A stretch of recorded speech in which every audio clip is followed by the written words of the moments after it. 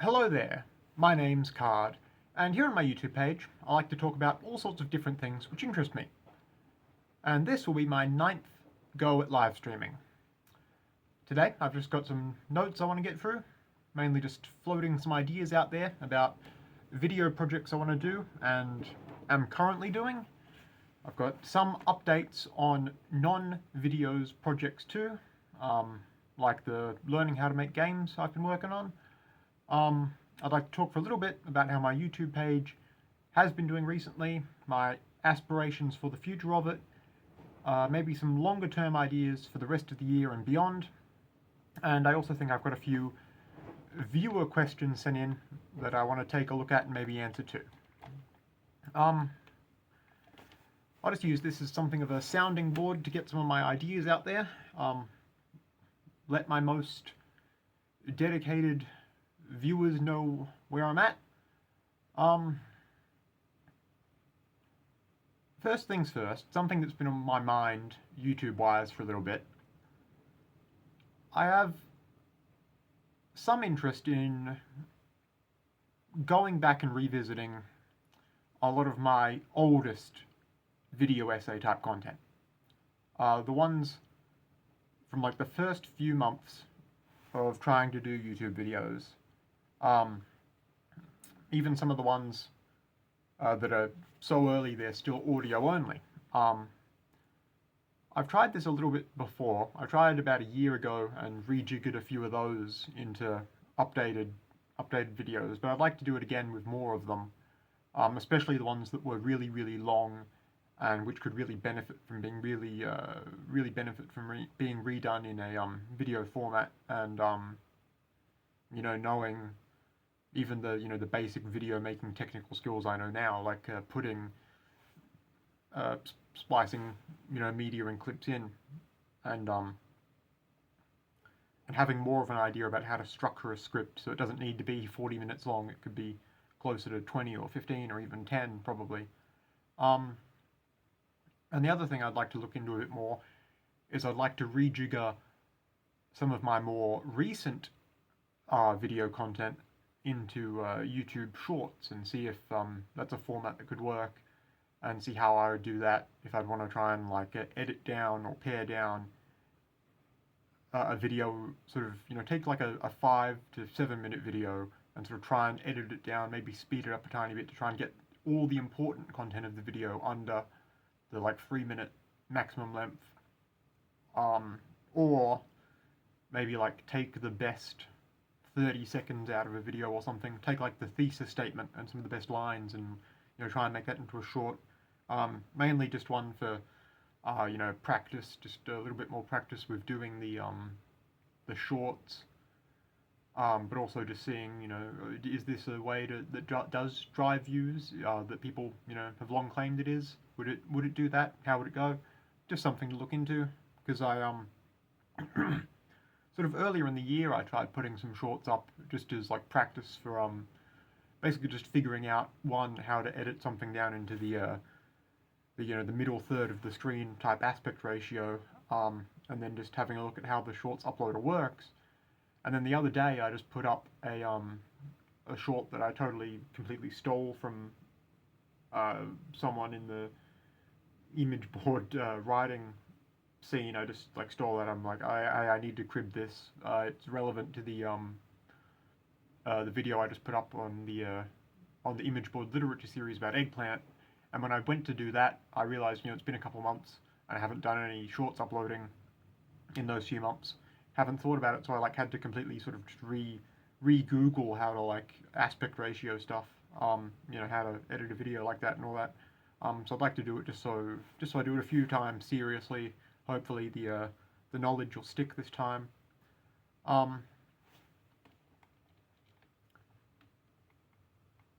So that's something to look forward to.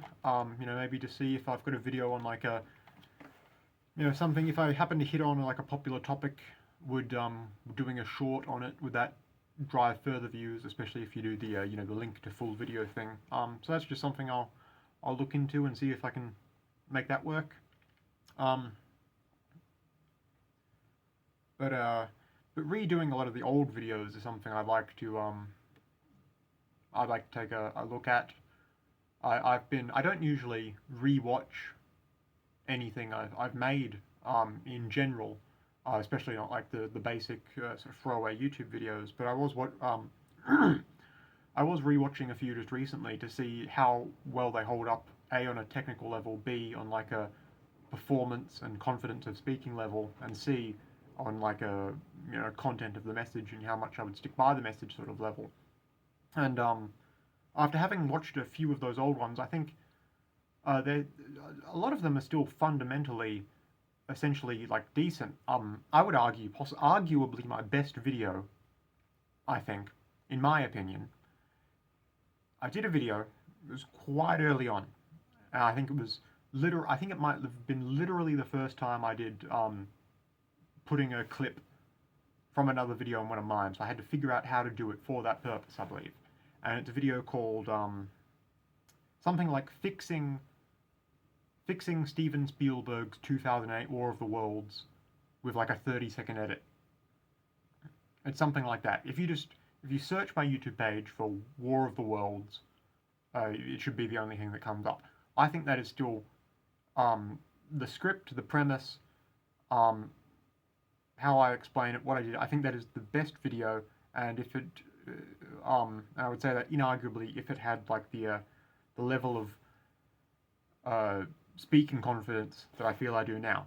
So that's still my favorite, and I like it. And if you're watching this but you haven't seen that one, you should go back and watch it right now, and let me know what you think. Because I really like that one. I still like it. I enjoyed it when I watched it just recently. But the video in particular that I want to remake, or at least do something of like a spiritual sequel to.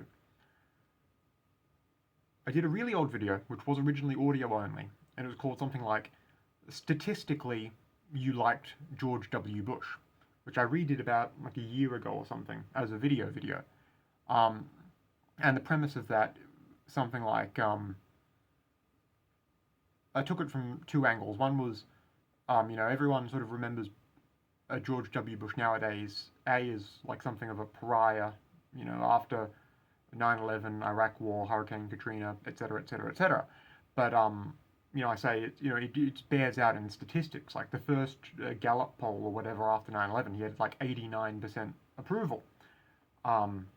And I talk about how in like times of crisis, incumbents usually are get more popular. Like FDR had 91% right after Pearl Harbor, or but I also took it from an angle of like historical narratives about who's good and bad, or what stereotypes, or sort of what parodic images are associated with people, only ever pops up long after they're relevant, actually.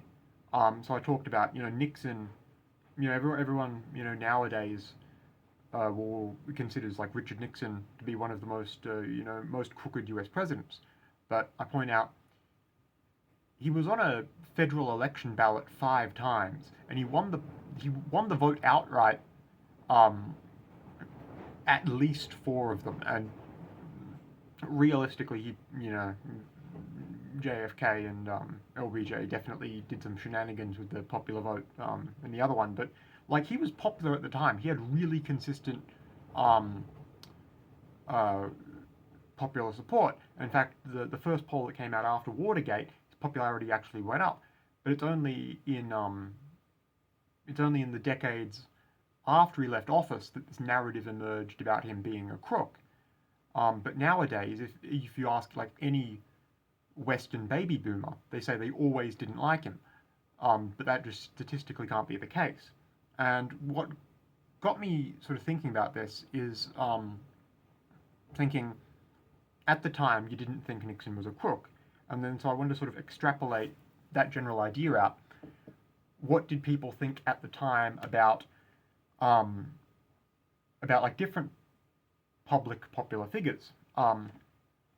And so I said, for instance, nowadays people think of George W. Bush as being sort of dumb and being sort of bad at like public speaking. That's one of the things which has sort of emerged sort of about him. If you try to satirize George W. Bush, if you do a caricature of him, if you do like a parody skit, as one of the things you do is him just like bumbling over words.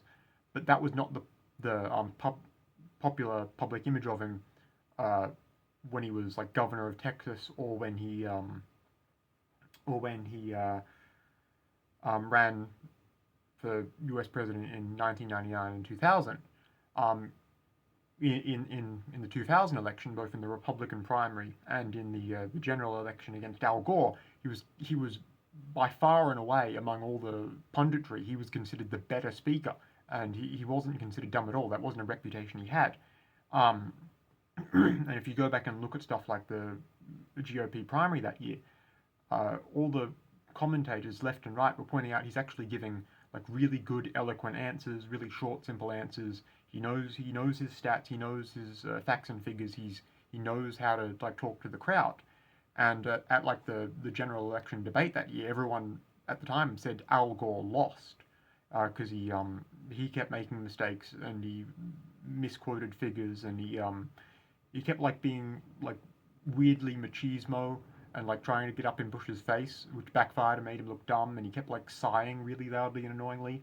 And he had this Medicare reform thing, which was like not even necessarily a bad idea, but it was just doing like the worst job in the world of explaining it. And he kept famously at the time uh, he used this metaphor about a lockbox, and he was saying something like a what we have here in Australia for like and probably elsewhere like a superannuation type thing where the Medicare program would be we take some portion off your employer that's sort of built into the tax on your paycheck, and that goes straight into like a personal healthcare fund that you can't access until like retirement age or if you need healthcare. Um, and he just does like you can critique that if you want or don't, but he just does just a god awful job of explaining it. But he says the word lockbox like 20 times without explaining what he means by that. So at the time, everyone said Al Gore is definitely the worst debater and Bush is the eloquent one.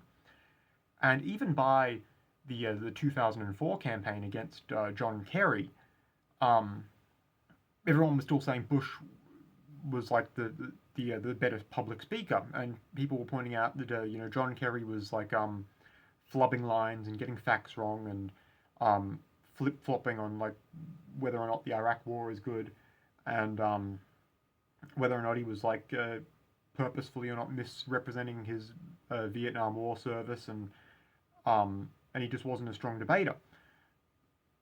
So even by like 2004, pundits were criticizing Bush, and the big boost in popularity he got right after 9/11 was gone. But he was still being seen as the better speaker in 2004. And I would argue it isn't until like the second half of his second term that the stereotype about him being dumb sort of emerges and crystallizes, and um, everyone has sort of retroactively started pretending that that was always public opinion, but it's just not. If you go back and actually look at what people were saying, like prior to the recession at the tail end of his administration, and prior to like Hurricane Katrina and all that. Um, that's a topic I'd like to revisit, and maybe I'd like expand on it.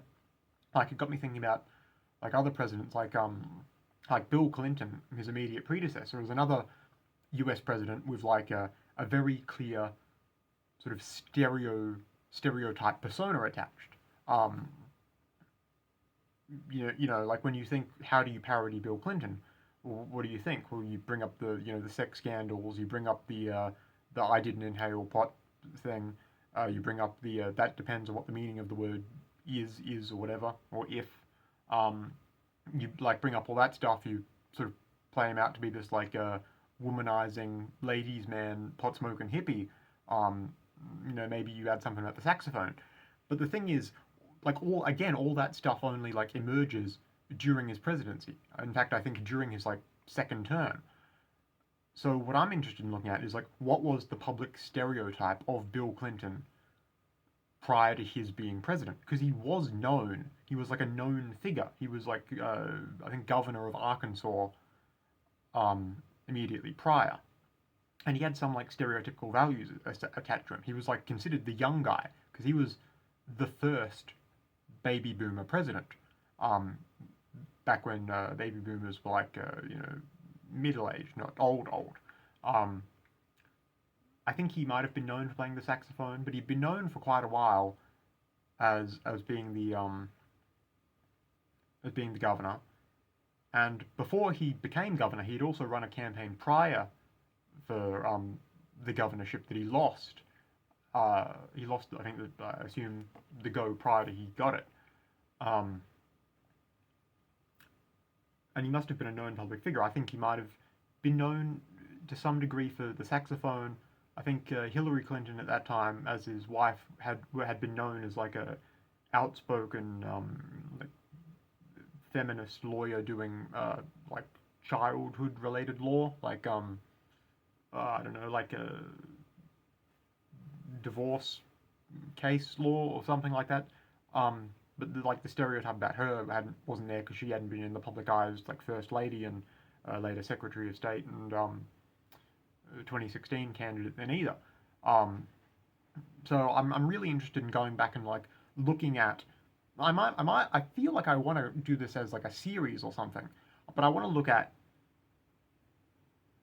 what were famous people known for when they were sort of known, but the current form they're known as didn't yet exist. And you could do this to like current President Trump. Like everything, another prime example, all the stereotypes, all the things you would parody about him, all the like most famous gaffes and things he said have only come out since he put himself up in 2015 for the 2016 election. But he was like a known public figure, and he had a persona for decades prior to that. And he's an example sort of people still do remember much more than pre-presidency Bush or Bill Clinton.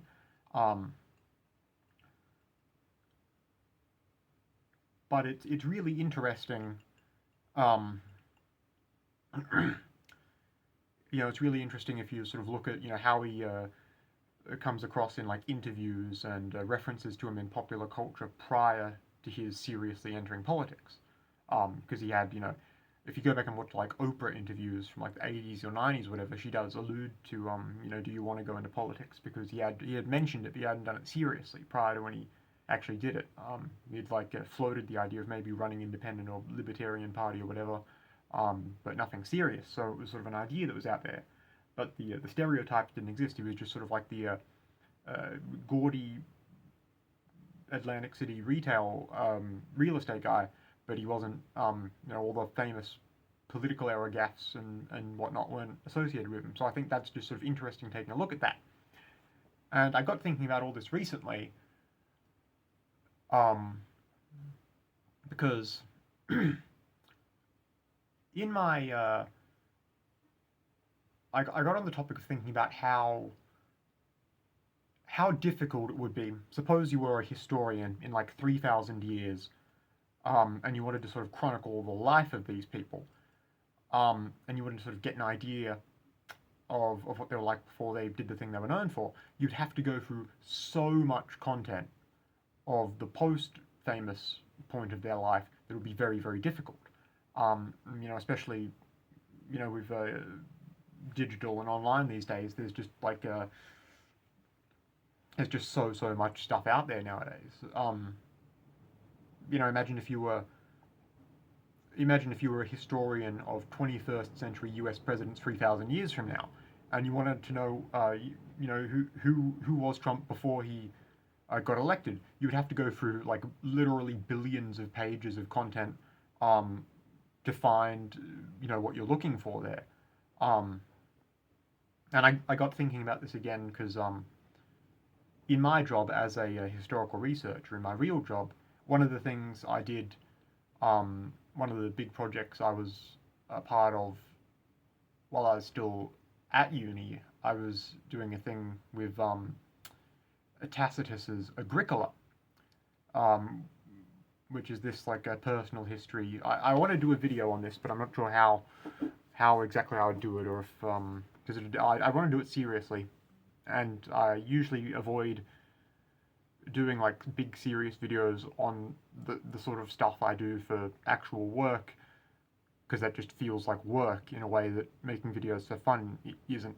But Agricola is this historical record from Tacitus of a Roman commander called Agricola, who is essentially involved with a campaign in the British Isles um, against a revolt from the native Britons, led by a war chief called Calgacus. And I maintain this is one of the most interesting histories we have from the Roman period, from anywhere in Rome's history, for a number of reasons. Because Agricola, this commander, isn't like a famous big name, for one thing. He was like,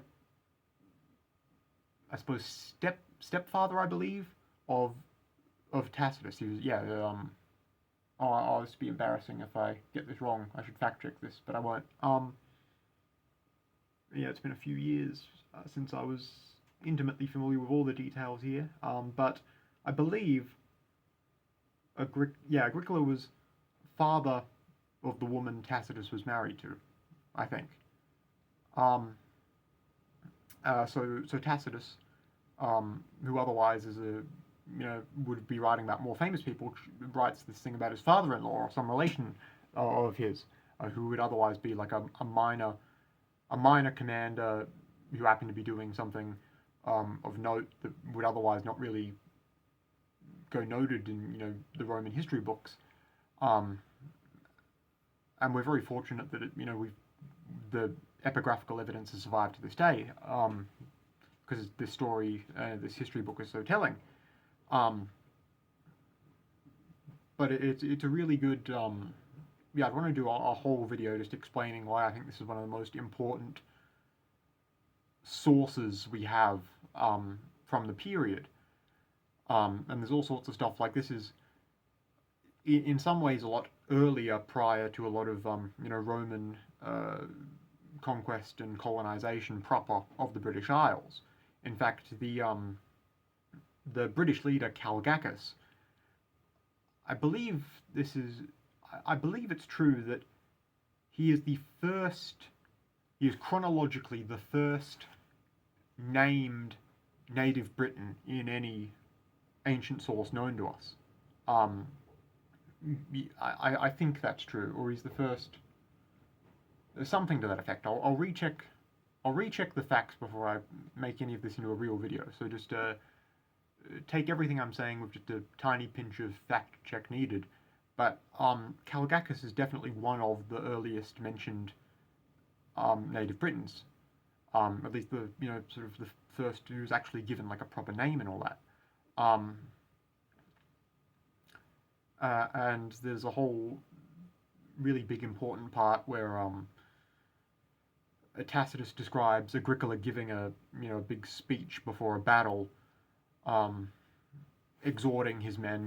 This is the final big battle. If we win this one, we've cleared out the last bastion of native British resistance here. And then the next section is Calgacus giving a speech, which if you know Roman history, that's not based on anything literal would have had access to. Tacitus would have essentially made something up based on second-hand sources and extrapolating from other contemporary accounts of what, in this case, the native British held as values. But Calgacus gives a speech that's all like, here we are, we've all been pushed up to the north of Scotland or something. We're going to make a final stand, we're going to demonstrate our bravery. He says, Calgacus says, we have a proper warrior culture, and the Romans don't. So even though we're a bit outnumbered here, this is why we'll win, because we're braver, we've got better men, and there's more on the line for us. And we mean it, our heart's in it. And then the next section after that is Agricola essentially doing like a response speech to that, where he epically owns with facts and logic the prior speech. He sort of refutes all the points. Then he says something like, "You're not actually brave. You're fighting now because you have to. You've been cornered in the north of Scotland, and you're up there because you ran when we tried to fight you in the sort of the middle of the British Isles, and you kept retreating. So you're not actually brave. You're just being backed into a corner."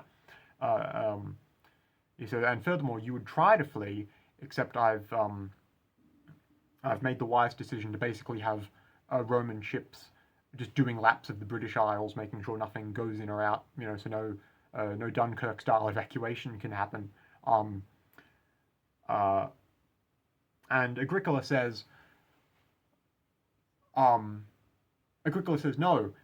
the barbarian culture is not military culture. Roman culture is military culture. You barbarians, you fight amongst yourselves for petty reasons, undisciplinedly, and you have no martial success outside your own borders.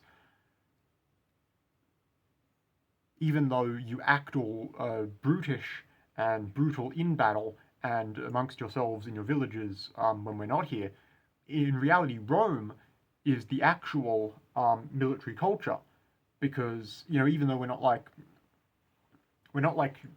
making everyone fight, and we're not venerating warriors in the street or anything, we actually do have an empire. We've got, our republic's borders are continuously expanding. This is what a successful military culture looks like. He basically goes, good military culture on the battlefield actually looks like discipline, not like rage. And something like, there's a line in there about, there's a line in there that's something to the effect of, we have like a high. Okay, this is very complex, but it's one of the things that really makes me want to make a video on how good this Agricola source is. There's a line in there. This back and forth between the Roman commander and the British commander goes on for some time, but Agricola says, we have like a hierarchy of order in our civilization, and that's good, essentially. And we spread our successful martial culture. And then one of the most famous lines in the book is Calgacus responds, "Romans don't spread culture; they only just destroy it wherever they go."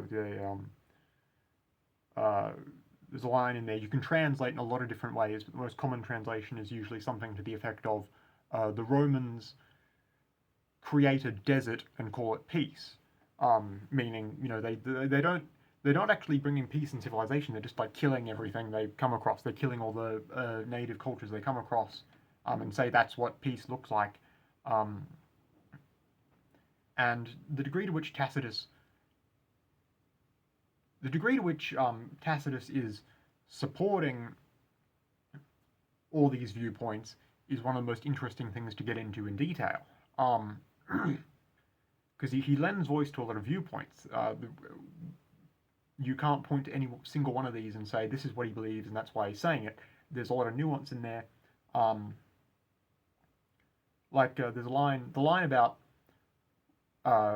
line that Tacitus gives to Agricola himself, where he says something like, we have the line is something to the effect of, the Roman hierarchy that we have from, leader down to commander, down to like battlefield leader, down to soldier, that's a good hierarchy. It's good that we have this. But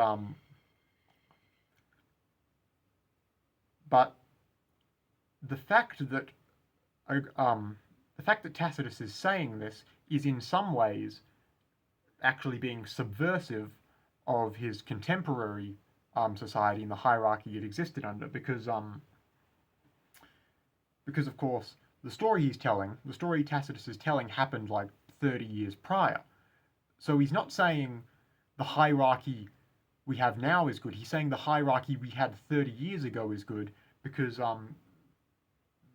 the leader, the emperor or the consul, or whoever who had ascended to the throne since then had actually made a lot of authoritarian reforms that were not particularly popular with with a lot of the sort of middle class and higher Roman families of the day.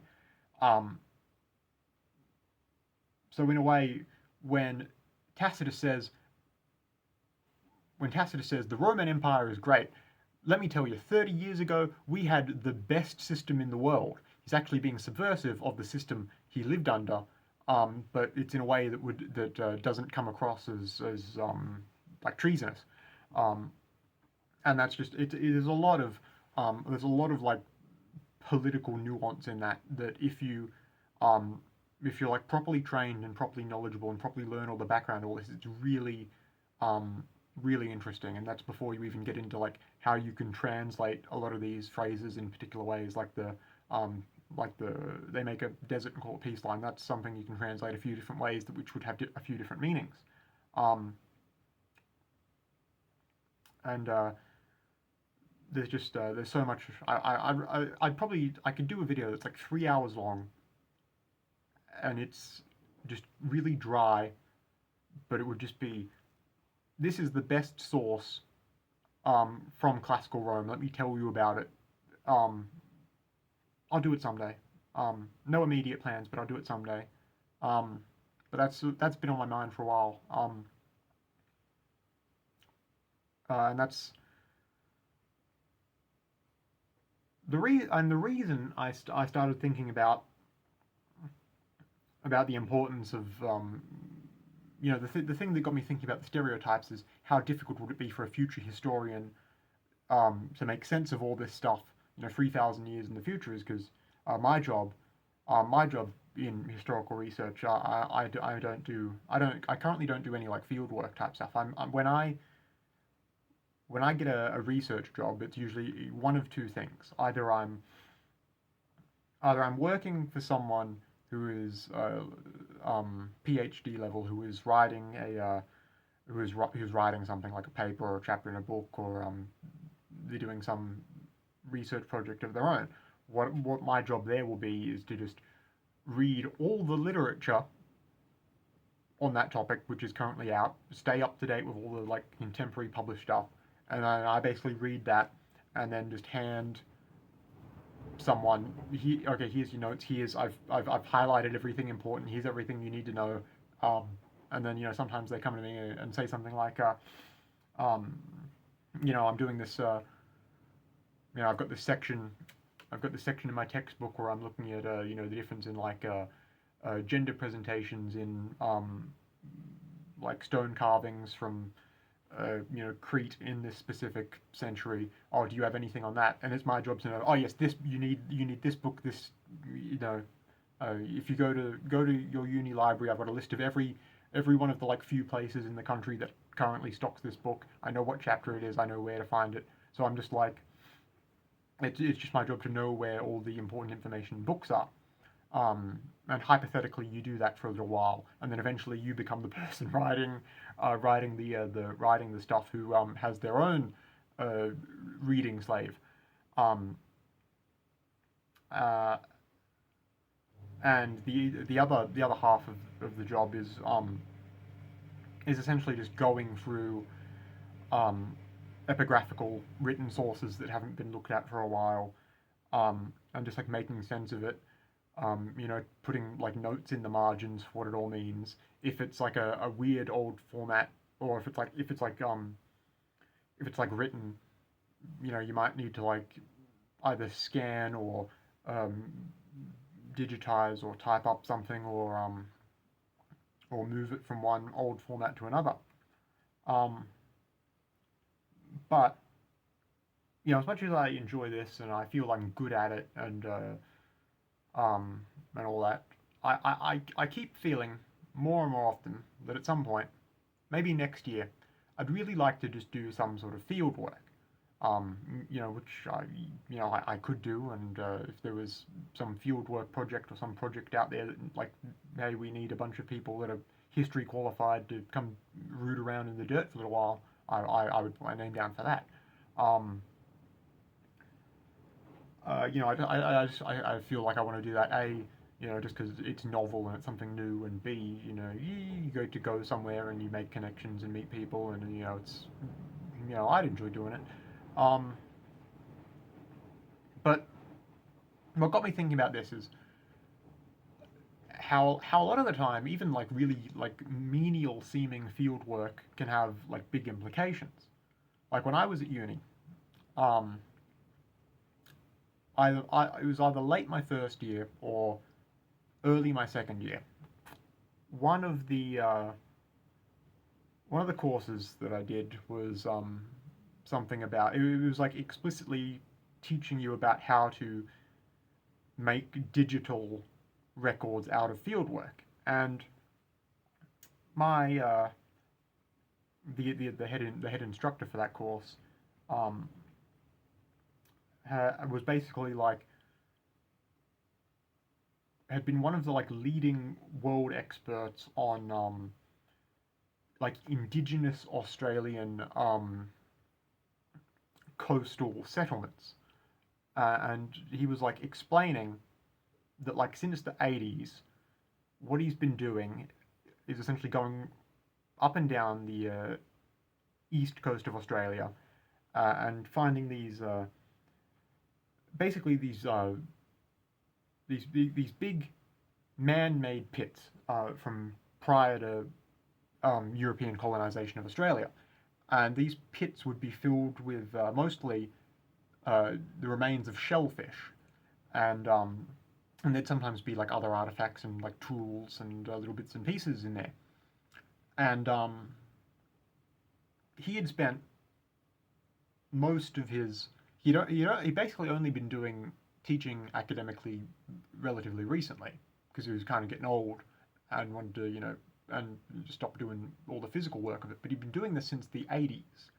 Um, and what he'd been doing was essentially he would go up and down. He would ask around.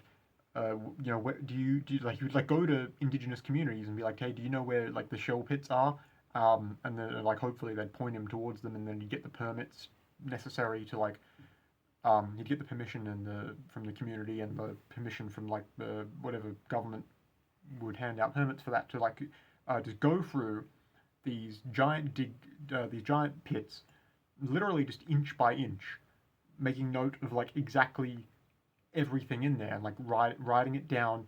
He was making notes. He was like proper archaeological surveillance.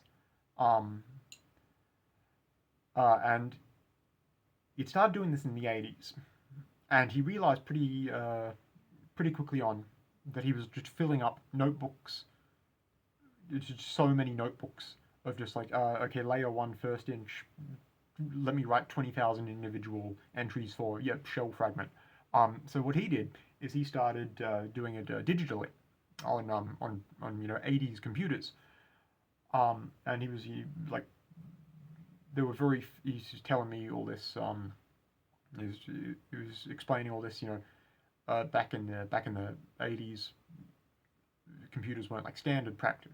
By this time we'd moved long past like Schliemann just like throwing dynamite in the ground and seeing what comes up. Like we were doing archaeological surveying properly, and we were taking notes properly, but we weren't really doing digital. So he was like pioneering the field of digital note taking in archaeology.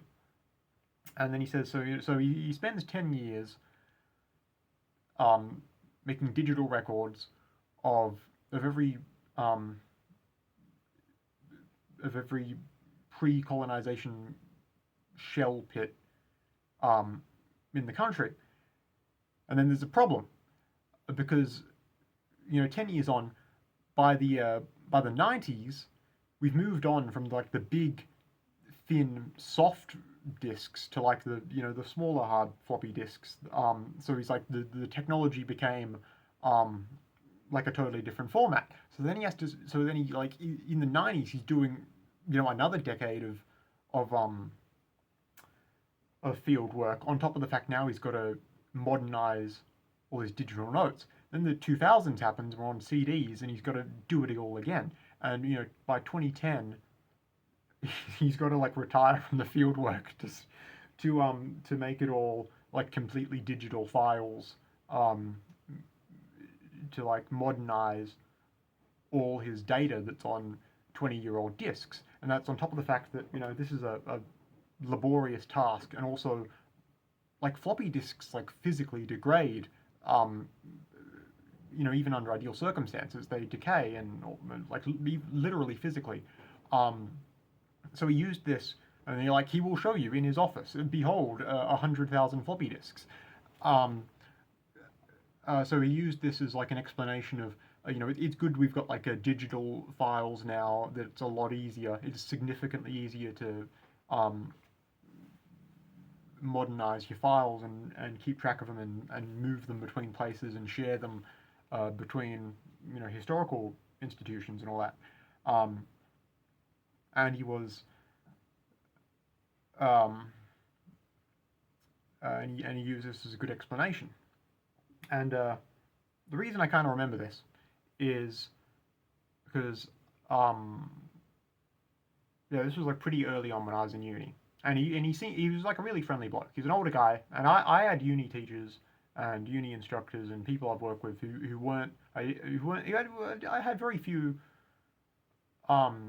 that were outright bad, but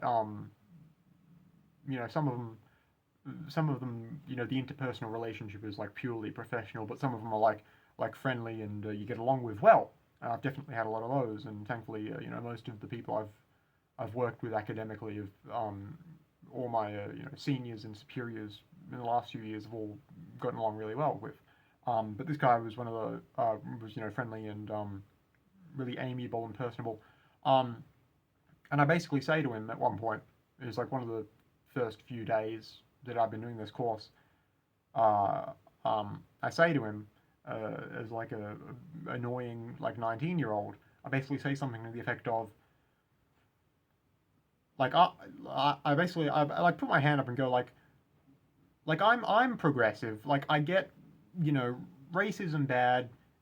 We should do something about the much higher rate of indigenous poverty in this country. We should do something about the much lower indigenous life expectancy. Like I get we should be doing like I'll basically preempt this with, I'm not racist, and then like giving my not a racist bona fides.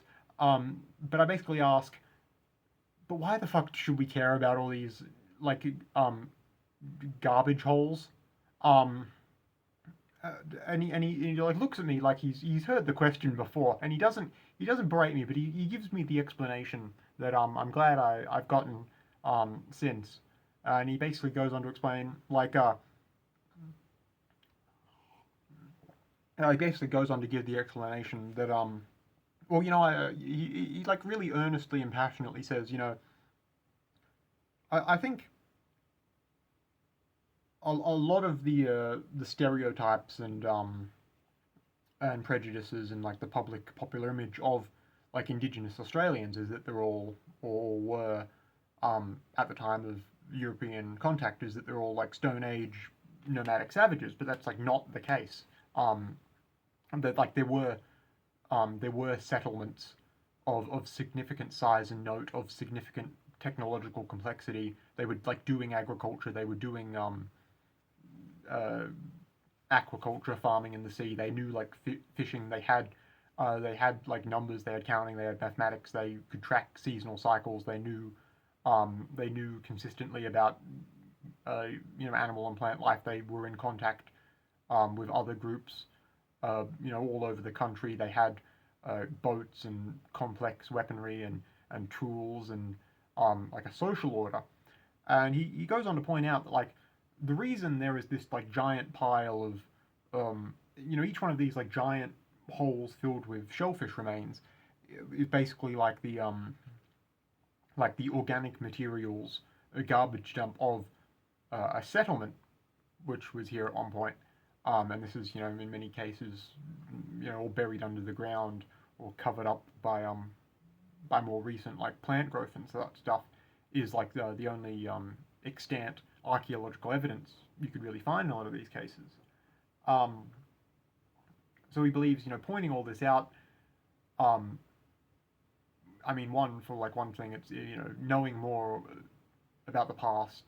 If you're a historian, surely you think is just like inherently good, but also you can use all this stuff as like evidence to point out and have the conversation that actually all these stereotypes about indigenous primitiveness are incorrect. They had like a fishing culture that like knew how to harvest stuff from the sea sustainably. They knew how to dispose of the remains um, sustainably. They knew they had like town planning essentially, um, uh, and the stereotypes that a lot of people had, including a lot of people today, think otherwise. But um, he uses pointing all this out as evidence for as like a good example of how you use the thoroughness of the historical record to counter stereotypes and therefore the prejudices which emanate from them. And he used this to go on to explain why it's so important to have the records of all this and keep them digital, keep them don't let them decay and degrade and go unknown. And he points out that given the killing and the displacement and the boarding school system over the centuries of colonization, a lot of like cultural knowledge is just lost, and maybe in any given community, the only people who like remember a lot of this stuff are like literally just a handful of old indigenous people. So he was like stressing the importance of like, yeah, maybe like people should get on, maybe just like politely asking them if they have any like cultural knowledge they would like to get on record, because you literally won't have necessarily much longer to talk to some of these people who know like oral history or know maybe some like cultural or artistic technique of the region, or know some like historical fact, or have retained some history that's been handed down for who knows how many generations of something that could be important. Um, uh, and he really that got me thinking at the time about how getting all that stuff on record, or doing the survey of all the shell pits or whatever, like literally we like all the studies about that stuff have essentially all come out of his first-hand field work. And um, when I was at uni, I think it might have been when I was doing my master's degree, but at one point we saw a talk from Dr. Sophie Hay. She is an older lady now, but she basically did a lot of the excavation of Pompeii. She was, I think, one of the first women to essentially be let in there. And in particular, she excavated a block of houses which nowadays are called the House of Julia Felix, which is like a big sort of big block of buildings which at one point were probably like a one rich person's residence, which after one of which at some point have been converted into like a block of flats essentially. And Dr. Hay essentially excavated this whole block of the city essentially on her own, and like discovered and noted and recorded a bunch of epigraphical sources in the site describing its history and like how it became a block of houses and all this, and there's like a lot of like really um, big, really like sort of important details about the history of Pompeii in particular, like you wouldn't know otherwise. Um, and I think she was talking about how she was it was her, or it might have been someone else. I think it was, if it was someone else, it was another woman who was talking about um, relatively recently at Pompeii, they discovered essentially during the volcanic event, which covered it up at one point. You know, the popular narrative originally when it was discovered is that the volcanic event happened suddenly, immediately wiped out the town, and killed everyone. And then over the years, the narrative became there was some earthquake activity prior to the volcano. Some people left, most didn't. Then the volcano happened to wipe everyone out. Then we found more evidence that was the earthquake and volcanic activity actually occurred over several days, but everyone ignored it until it eventually wiped them all out. And so there was this like popular narrative, and that was like the popular narrative in like the mid to relatively late 20th century even, was that, you know, this volcanic event was happening for days and everyone just ignored it, and this is, you know, you use this as like an example of like Roman decadence or opulence or ignorance or just like ignoring reality. And this was the sort of narrative that existed. You know, people in Pompeii were hubristic or ignorant and deserved what they got because they, you know, no one bothered to do anything about the volcano. And then relatively recently, one of the most famous little sections of Pompeii, which has been excavated, is essentially this like boat shed area, sort of on the beach line. Um, and previously, you know, this whole boat shed area had been like completely covered up. Um, uh, you know, sort of the boat shed area was sort of like a small hollow area that had just been, you know, covered up with like pyroclastic flow, and that you had to go through to get to it archaeologically. Uh, and when they got down there, uh, you know, first, you know, when people are digging, literally just you know, getting your mob connected guys to do shovel work, as has been common at Pompeii for a lot of the time. You know, they just dug down there and they looked down at this like hollow structure that's just filled with like dirt and like rat crap, and they're like, it doesn't look like anything of value down there. Let's just leave it. And then so this like one woman. There's like basically like one woman. I think it might have been Sophie Hay. It could have been someone else who worked alongside her, basically volunteered to be the one that's like, oh no, I think there might be something relevant down there. I might as well like go down and see what's down there. So we hear about this lady archaeologist who spends, you know, several years just cleaning out the boat shed on her own, and discovering like human remains and a lot of artifacts and, you know, the boats, and you know, describes how, you know, it's really unpleasant doing field work. She's describing, oh, um, you got to crawl through the narrow, like foot wide hole. You got to like crawl through that for 20 yards. Then you get to the dark, no light, hollow bit that's just filled with like 2 foot of rat crap on the floor, and you like scoop some out, take it back outside, try not to trip over all the human skulls in there while you're doing it. But she talks about, you know, having done this really unpleasant thing for 2 years, eventually gets the boathouse area clean, and that's nowadays considered one of the like most interesting bits about Pompeii.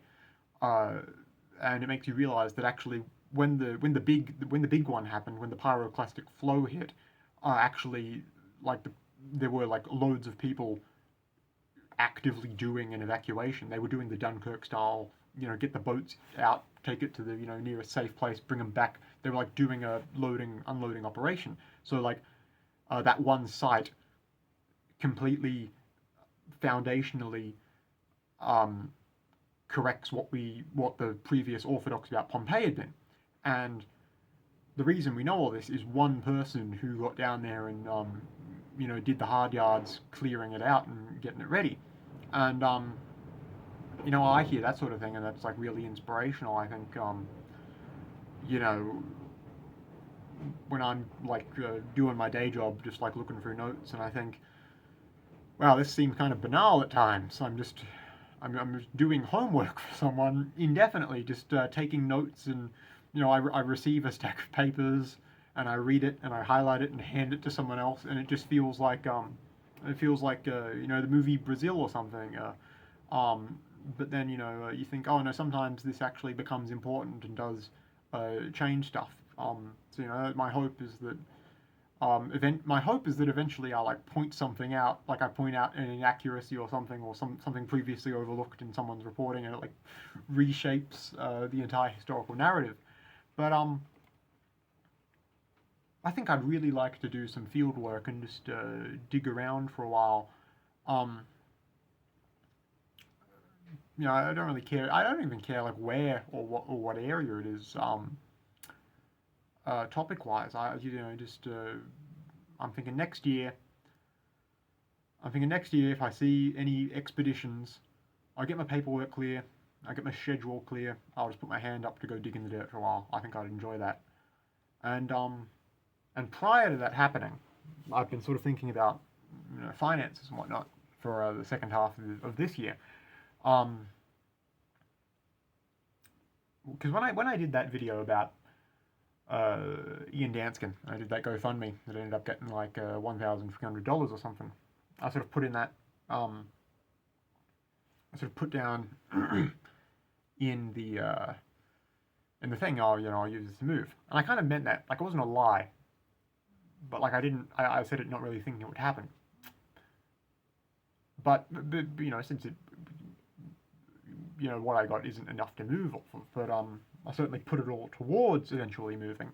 Um, yeah, I'd like to move eventually, maybe live somewhere that's like a normal actual house, or just use it to like fund going somewhere to do like archaeological field work for a while. So I'm thinking, prior to that, if I wanna really just fundraising max in the next 6 months, I'm thinking either one, I just start really cynically and mechanically just grinding YouTube and just add revenue max, just whatever the drama topic of the day is, just churn out a complete slop video and just do that every day, like 3 times a day. That'd be easy. That could be doable. Um, would I necessarily take off? No. Would it necessarily make a huge amount of money? No, but it's something. My other thought is I got to move around a little bit in the next few months. So what I could do is just absolutely cynically grind out art in the way I described in the making art as a career video, and just do that a lot. Or, and this will probably be the one I do, is as I'm currently working in research, just like literally just take up a second job doing like just doing like casual hours for just some menial labor job, and just take hours whenever in my free time to something like there's always hospitality. There's like nighttime hospitality. You go like go somewhere with a bar or a pub or a tavern or a hotel or something, and do like night shift hospitality. There's always that. There's always custodial. There's always like a box mover at like retail store or warehouse. Just do like any sort of menial labor, just on the side, casual hours. Just just save all that money. Just do like money raising maxing. Um, uh, So that's something to think about. That's something um, I'm gonna like seriously think about in like the days to come. Well, not the days to come. I've like already sort of basically figured out my path, but I'll like in the months to come, I'll sort of focus on that. Maybe just grind something out, get myself a cushier living situation by next year. I think that'll be good. I'm gonna take a little pause in the stream now. I'm gonna take a little break. Go to the bathroom break. I still got more stuff I want to talk about. Normally I wouldn't go over an hour, but I found myself really engrossed in talking about all this. So it's going to be a long one. There'll be like a 5-minute break. When I upload this as a video, I will just cut this out or something, and we'll skip there'll be a jump cut straight to when I'm back. So bye for 5 minutes, or see you in like 2 seconds.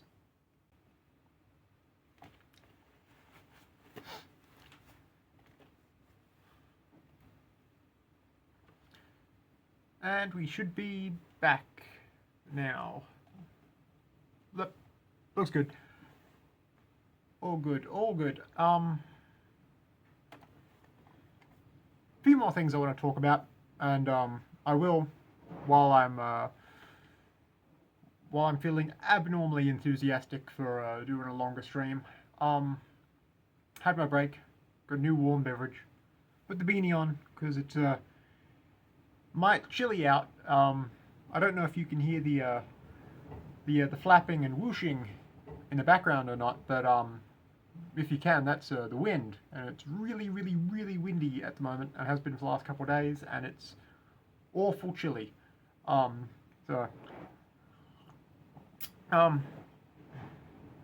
what was I talking about? I was talking about the importance of like the historical record and sources that we might have lost. This all got on my mind because I was talking with a colleague recently. We were discussing the Library of Alexandria, and talking about was its burning down a big deal, or how big of a deal was it for modern historians, and discussing it because a lot of people who might have heard of it just sort of know the basics, and might have heard that it burnt down and that it was a library, but and a really big library at that. But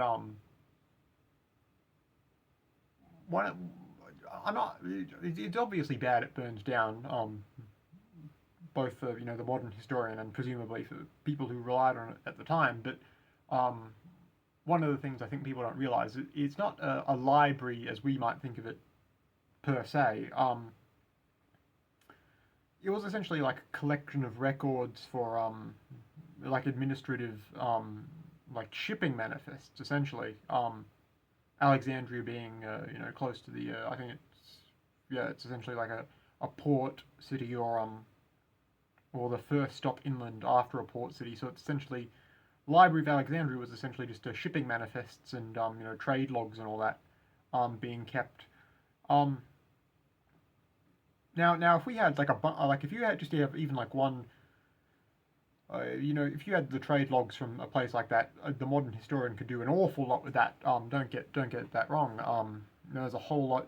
I mean, just by having the thing, you sort of learn what the basis of their record keeping of that civilization would look like. Sort of what things were being brought in or taken out. What sort of people were signing off on all the record keeping of all this. And you might even glean sort of further insight into use cases of the language. But I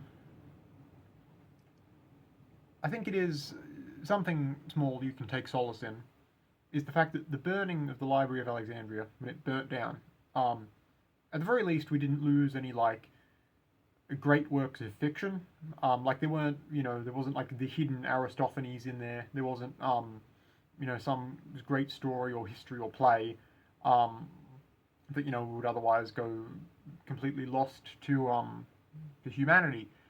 It was mainly, by all accounts, contemporary accounts and what other similar epigraphical sources we have corroborate essentially that it was just like a record storehouse for shipping goods. That's sort of what got me thinking about the historical record recently. I don't want the stream to go too long, just because it will take a long while to upload, if nothing else. And there's a couple other things I want to do tonight, so I can't spend all night here. But there are a few more things I do want to get through to talk about. If you're watching this stream, either now or after it gets uploaded, after the footage gets uploaded, you might have seen, or might have noticed, or even watched some of the counting series I've started doing. At the moment, there's 2 episodes out of that, 2 installments, and I'm up to 25,000. That's something that I'm going to be focusing on That's like a new sort of long-term, not like super long-term, but that's going to be one of the things I'm going to focus on, for a while. That every second video might be a counting video, and towards the end of the year I might literally just be doing daily uploads of counting videos and nothing else. Um, I think I might pivot towards doing more frequent uploads with that cover a shorter amount of numbers in them, and that's for my technical ease and stuff, because having that having like a 1 to 10,000 or 10,001 to 25,000, it's a super big. Um, I speed it up double, and I boost the audio, and put the intro and outro on there, and splice several days worth of counting um, across um, sessions of counting together, which isn't like hard work, but just doing all that, and exporting the video and bringing it back to add more and all that. It does take up time, and uploading a several hours long video takes a long while, and my internet's not the greatest, so it might take even longer, and delay me from doing other stuff. So I think I might focus on like more frequent, smaller of those. I'll see. I'll see how it shakes out. But that is something that I'm very serious about doing. I was kind of astonished when I found out the world record for counting aloud is only 1 million. I thought that seems imminently doable. I want to double it, at least double it. So I think that'll be like a new persistent series of mine. Will be counting. And I think I'm going to enjoy it, and I'm looking forward to getting it done.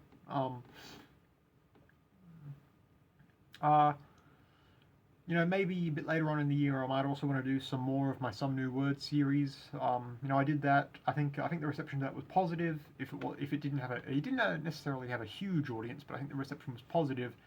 And like I was saying about that War of the Worlds video being one of my favorite, I think more broadly, more in general, I think Some New Words is my favorite YouTube thing I've done, just as a series, and also one of them, like before I did that as videos, when it was just like a writing, when I wrote that originally, and then when I put it on my website, that is like one of the like artistic projects or creative projects or expressive projects that I've ever done.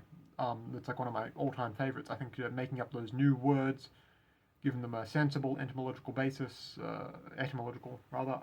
sensible etymological basis, and the meaning, and writing it all out, defining it. I love doing that. That is super fun. I love doing that. I'd like to do a few more. And when I did the hypothetical,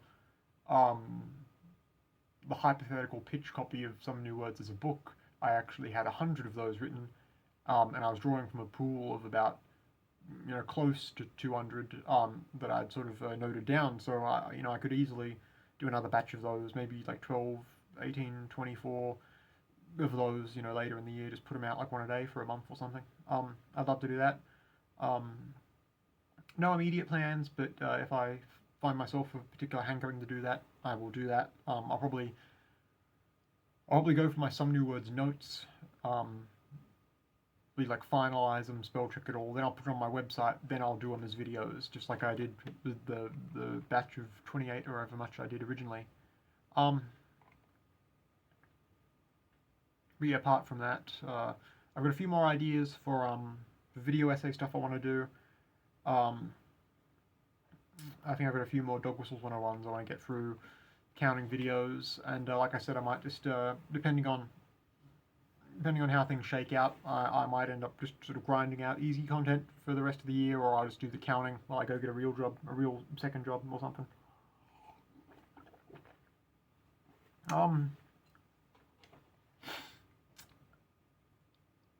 Probably the last thing I'll do tonight, I've got some viewer questions here.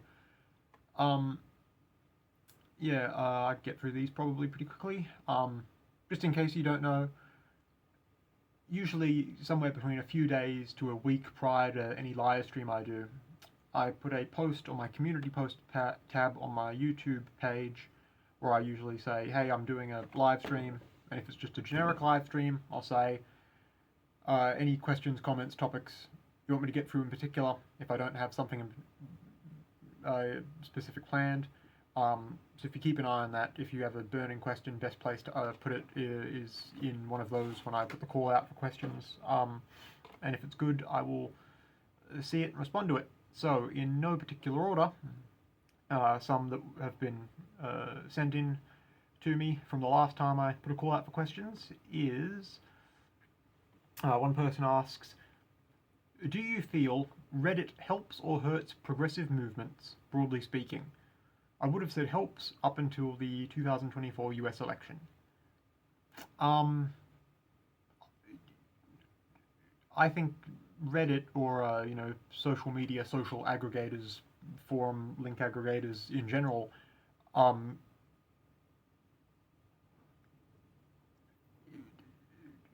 federal elections, like general federal elections and including the most recent US one specifically, I think as much as every website like that is super mega astroturfed by all electoral sides, I don't think the presence of Reddit, for instance,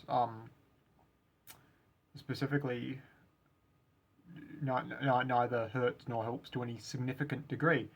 I don't think I don't think like Russia going on Facebook and doing Disinformatskaya stole the 2016 election or anything like that. I don't think Ghislaine Maxwell moderating 1,000 Reddit pages is anything. I don't think these have realistic. I realistically don't think they have significant consequences on like federal elections. In as much as something like Reddit or Facebook can help something that you could call a progressive movement, is to all meaningful progressive praxis that you're going to do is going to be in your local community. Realistically, we're talking like mutual aid, organizing, meeting people, really like basic lefty activist organizing stuff. In as much as something like Reddit or Facebook can help you at all in that regard, is if you go on like the pages for like your local communities, like your city, your town, like specifically, and just use it as a means to like locate where other people are at in your area, that you can like meet up with and do real world stuff. No amount of posting lefty memes or information or videos or anything like that on Reddit or Facebook or Twitter or anywhere else, none of that is moving the needle an iota. But you can use the internet to meet up with people or spread the word about something specific happening locally that local people can go to. So if you're doing like if you've got an org that's doing like a mutual aid thing or a course or a seminar or something on like how to get involved with organizing or what things look like, or if you're organizing, if you're doing an organization that's protesting or demonstrating against a specific thing in your local area, you can use internet pages for specifically your local area to get the word out about that. That's basically the limit of using the internet to forward a lefty agenda. Thank you for the question. Although I'm really curious as to what you think Reddit was ever doing to help progressivism, and if so, why do you think the 2024 US election in particular was what stopped that from happening? I don't know exactly where your thoughts are at on that, but that's my answer. Someone else asks, thoughts on your fellow Australian Jordan Shanks? Jordan Shanks, aka Friendly Geordies. I've never met the man in person, I don't think. I have seen some of his stuff. I disagree with him on some things, agree with him on some others. First things first, he will be the first one to tell you very openly, unabashedly, proudly, he will tell you he is a Labour Party shill or a partisan. I'm gonna disagree generally with his sort of diehard before all else commitment to Labour in general. Although I do appreciate his honesty being upfront saying that. I tend to agree. He tends to do like solid,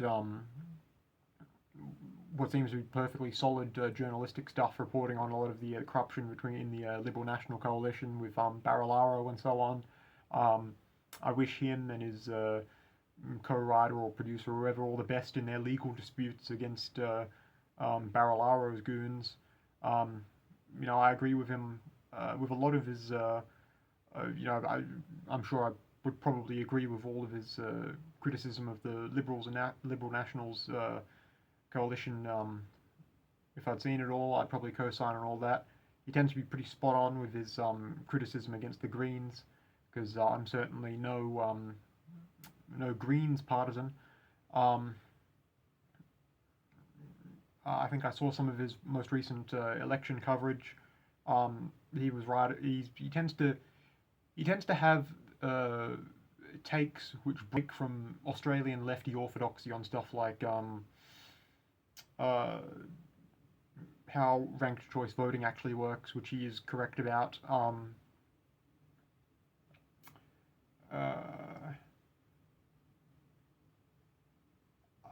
think the most something recent of his that I think I would break with him on.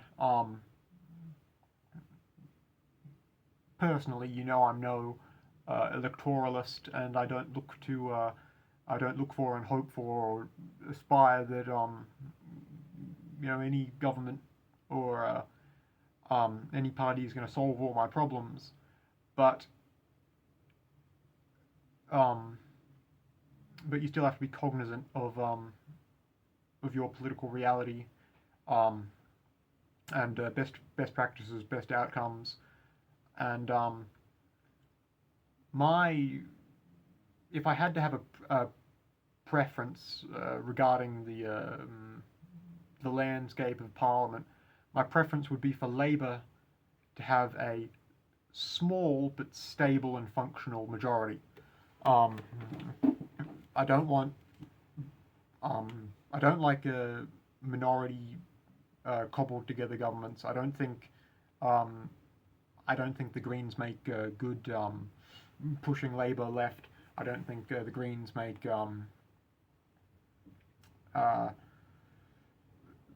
good balance of power holders.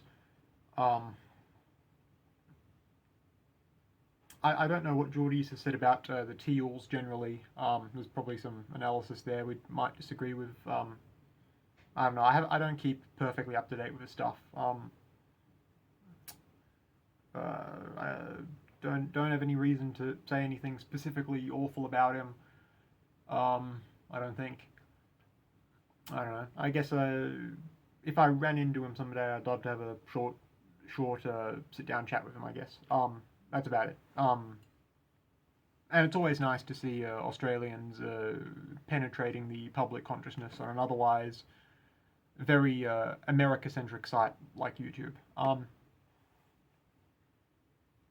Another comment here, left in the call out for questions and comments. Someone's asked, with respect to my recent video on pirate software here, they've said, explain what you mean with hate, like when you said you should hate people like pirate software. I'm pretty sure many people didn't understand what you meant and see hate as something inherently bad, and that you should never hate for any reason, and basically understand it as whatever hate speech means today, which is not at all what it is, just like love isn't inherently good, nor that you should love everyone and equally. Okay, trying to parse exactly what that means. I would, broadly speaking, stand by everything I said in that pirate software video. I can talk for a little bit about the thought process behind that video. If you think that video was hastily churned out slop, you're correct.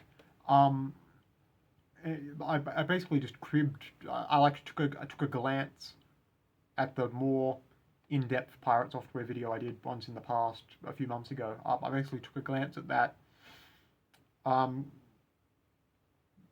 Took a 20-second glance and then like rewrote what I saw into like a 4-minute script.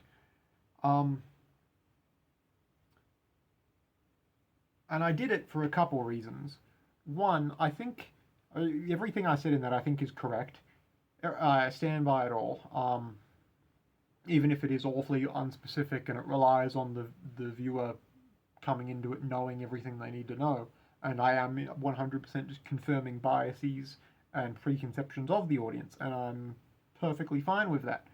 And I also made it just thinking, oh, I need something to like space out some of these other videos that I'm making and still working on and still doing like counting uploads and stuff like that.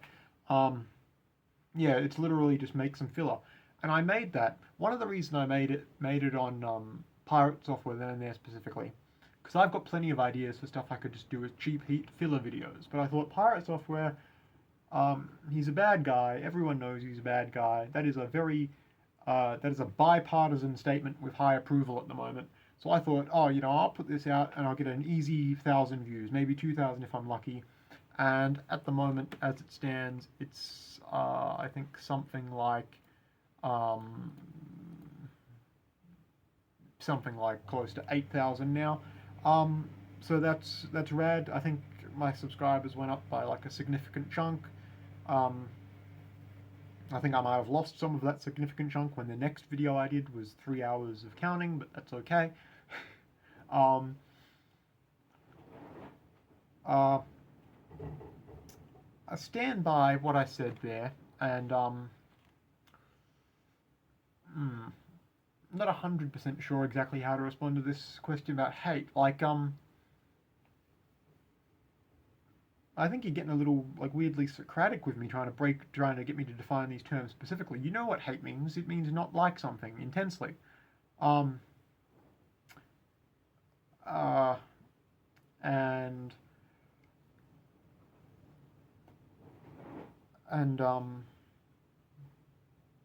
yeah, no, I just have zero respect for people with the Jason Thorhall like mindset. It's like the arrogance, the just someone works like a tech industry nepo hire job, and then lords that over you. He really is, just as a man, he is like the libertarian stereotype turned like um, turned like Reddit atheist type tech nerd that just thinks themselves better than everyone else, um, and just has just like utter contempt for everyone he interacts with. Um, all those peers, all those collaborators, when he did all those like interviews and then was lying about people when he was like trying to bullshit the therapist. Did you see that? That was great, and I liked how the therapist just no-sailed it. um, uh, just every week it seems like he actively goes around trying to just do something antisocial. And I'm glad people don't like him. Not just because he's worth not liking, but because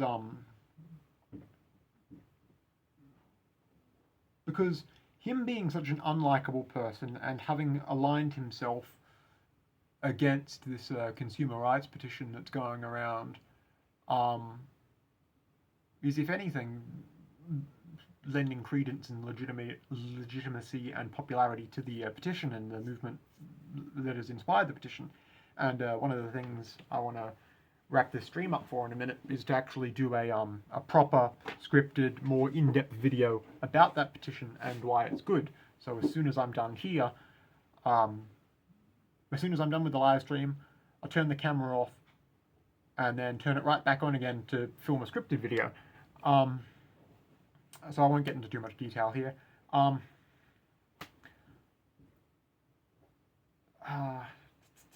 Another thing, which I just put up on the community post tab of my YouTube page, I I can assert that I have confirmed personally that a Jason Thorhall has seen my video, like inexplicably. He has seen it, he knows of it, he has watched at least some of it, despite the fact I'm absolutely small fry as YouTube goes. Um, and he's mad, um, which boggles my mind because I'm like, okay, you get mad about the million subscriber plus people, the 100,000 subscriber plus people. How did you even like find me? Um, is the reason my video got like inexplicably an order of magnitude more views than normal was like mine for some reason uh, promoted for no clear reason on YouTube? And somehow he saw it as well. That actually boggles my mind. I don't know how that happened, but I know he doesn't like it. I believe he has. I believe. Okay, I will personally, confidently assert he does know of it. He has seen it. He is mad about it. I will speculate that he has already reported it for targeted harassment. At the time of this live stream, YouTube has not done anything. He has not.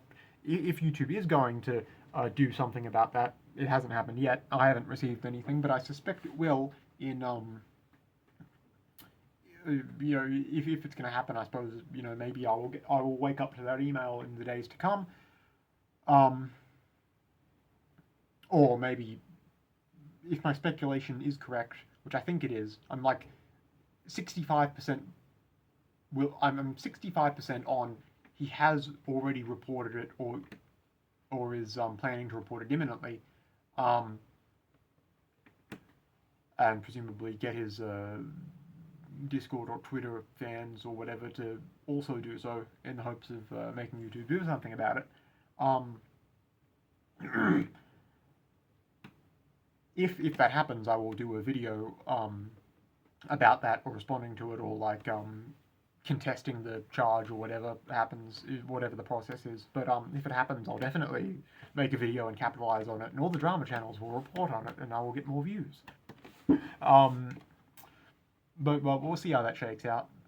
Maybe the 35% is correct, and he won't do it or hasn't done it, or maybe he'll do it but it won't amount to anything in YouTube's eyes or whatever. We'll see how it shakes out. That's all I got to say on that at the moment.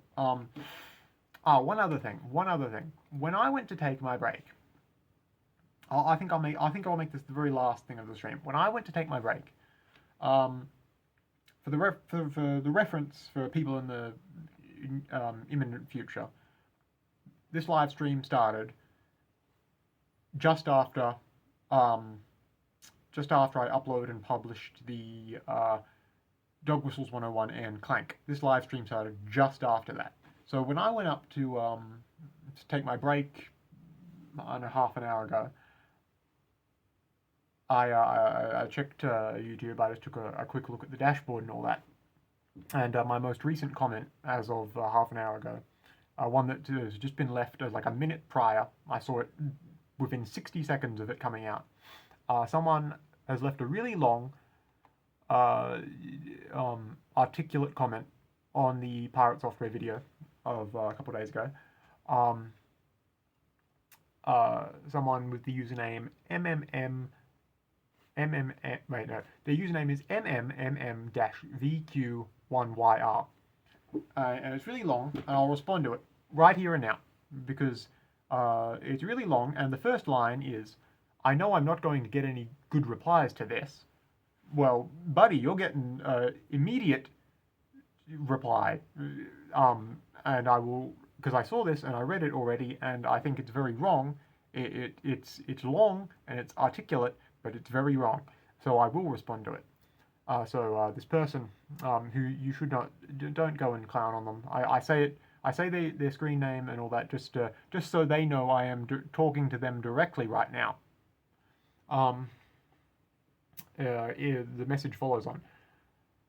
And I don't know if you read your stuff, but I'm writing this as someone who used to enjoy you.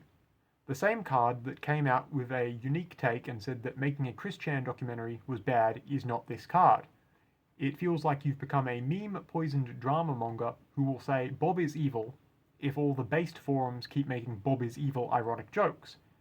It just feels like you've been swept up by Maddie and captured by a certain crowd, and that same unique card energy I enjoyed was lost, and now you're saying really dumb stuff like 19th century philosophers are like YouTubers because they both vaguely got into drama where they insulted their peers. That's the first of a few paragraphs, and I'm going to go through it. I'm going to have fun telling this comment and its commenter why I disagree with all this. First of all, I do read all my comments, and you are getting a good reply to it. First of all, when I said making a Chris Chan documentary was bad, one of the main reasons for that is because it's a huge commitment of your time. Not that it's inherently bad to document Chris Chan, for one thing. So you've misunderstood the point of that. My take is not that making content, my take there in making that video, which I think I would stand by, my take is not that making content about people or making content about people that is critical of them, or even making content about people that is critical of them, which is likely or even intended to incite feelings of dislike among the people who receive it. I'm not saying making it is bad for those reasons. I'm saying be cognizant of the fact that making it with those intentions will have that result, and also that it is a big waste of your time. My main message in that video, in that Chris Chan video, or more specifically in that Chris Chan documentary by Gino Samuel video, is that Gino Samuel, the moral of the story is that Gino Samuel, the creator of that documentary, has locked himself into doing a really big workload, really long project. He's committed to that. And the moral of that video, the moral of my video is, don't be afraid to back out of really long artistic or creative commitments for your own sake. Now you could argue that's hypocritical of me now that I've just undertaken a Count to 2 million project, but that's neither here nor there. The point of that video is not that I haven't changed my position on making a video about a subject which is a person, like how I'm doing here. So I haven't changed in that regard. Furthermore, I'm absolutely not hating. I don't hate pirate software just because this commenter says they say swept up by Maddie. That's MATI. That's the Kiwi Farms podcast or weekly or fortnightly thing the owner of Kiwi Farms does, like a stream or a podcast or something like that. That sort of audience. That sort of audience is all the people that comment Sneed and stuff like that in my comment section. Wrong. I don't hate pirate software because of them. My opinions are not influenced by the Sneed people at all. I hate pirate software absolutely on my own. Why shouldn't I? He's awful. And furthermore, the chuds don't have a monopoly on hating pirate software. If anything, the fact that lefties and tankies and libs and chuds and teacots and apolitical normies and everyone else is hating on pirate software is a testament to how unlikable the man is. He is being attacked from all sides, quite rightly. Hating pirate software is not a chud exclusive take. If anything, the fact that the most recent big source of controversy is the fact he's taken a anti-consumer rights position and he's getting pushback for that. You would argue that was a liberal or left-wing take, if anything, surely, because it's the oppositional position to pirate software is pro stop killing games, pro petition, pro essentially pro the stop killing games like white paper and policy proposals and general thesis is that you buy a consumer product, you should have certain like rights and rights of access and all that for it. That's good. That you would think that is a lefty, or at the very least both socially and economically liberal thing to position yourself as, at the very least. Um, there may be chuds out there who just don't like him, who don't like him for other reasons and other social reasons, and I very decidedly didn't mention those in my video on Jason Thor Hall. I when I did that script and I did the gag of, you could hate him for all these reasons, but I'm not going to. I mentioned like 3 or 4 reasons, and the things I mentioned are the consumer rights angle, the lying angle, the nepo hire angle, the fact he disrespects people around him angle. Like, those are the sorts of angles I take. I'm not super into pirate software law, but my understanding is he's also some sort of queer and like poly or something, and like some other lefty coded social attitudes. If you're a chud or a right winger or a reactionary, any of those people, you might hate him for those reasons, and that would be disagreeable. But I decidedly didn't mention anything like that, and I didn't even bother like looking up reasons like that to potentially bring up or argue against or make jokes about, because those aren't pertinent and those aren't things I'm going to think are worthy of condemnation in my analysis of him. So I'm only going to stick to lefty reasons to hate him. So if you think I'm in any way being pushed to take a reactionary or aggressive position on this guy because of the people who spam my comment sections, who discovered me by way of the Kiwi Farms podcast, you're wrong. I haven't taken a regressive position, and even if all the Sneed types and the Kiwi Farms types didn't exist at all, or I was completely unknown to them, I would have the exact same take on Jason Thor Hall. They have not influenced my position at all. Your next paragraph here, you're given some examples from when I did the video on Billy Mitchell, and talking about how grifting the speedrunning scene is cool, and you sort of waffle here for a bit about, you say, instead of just making an unironic video talking about how cool Billy Mitchell is, which would have been funny, you made a bizarre video about you sucking him off for some reason, and your end lesson to the viewer is somehow grifting is based, even though you criticize Sunday for that. In one moment you're fine with grifting, the next you're not, and it would be cool if you sold yourself for surface level, but you don't. You sell yourself for someone who cares about stuff, and that's why you say you're an anarchist activist at the start of your videos. Again, it sounds articulate, it sounds like you're making a point, it sounds like you care, but actually you're just very wrong here. First of all, my position was never grifting is inherently bad. My position has always been whining about your grifting being unsuccessful is bad, and complaining, grifting by way of complaining that you need money because you're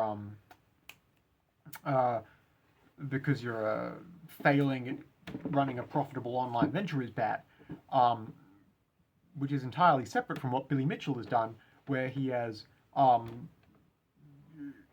shilled and grifted and cheated his way to the top and never looked back and never once bitched about his haters, and never once cried online looking for a handout.